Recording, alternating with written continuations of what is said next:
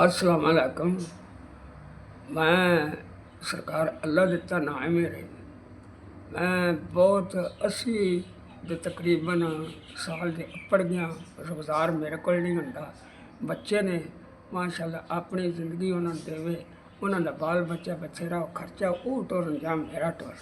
ਖੱਬੀ ਅੱਖ ਦੀ ਸਾਂਭ ਕੇ ਨਜ਼ਰ ਬੰਦ ਹੋ ਗਈ ਹੈ। ਸੱਜੀ 'ਚ ਥੋੜ੍ਹਾ ਥੋੜ੍ਹਾ ਦਿਸਦਾ ਹੈ। ਉਹਦੇ ਆਸਰੇ 'ਚ ਮੈਂ ਇੰਝ ਨਮਾਜ਼ ਗੁਜ਼ਾਰ ਲੈਂਦਾ।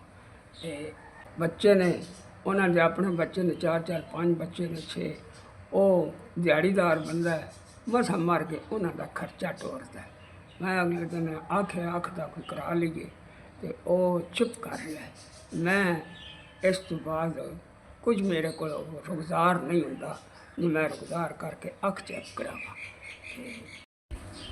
ਨਾ ਕੋਈ ਮੇਰੇ ਕੋਲ ਤਾਕਤ ਇੰਨੀ ਹੈ, ਡਾਕਟਰ ਦੀ ਫੀਸ ਵੀ ਨਹੀਂ ਅੱਖਾਂ ਵਾਲੇ ਦੀ।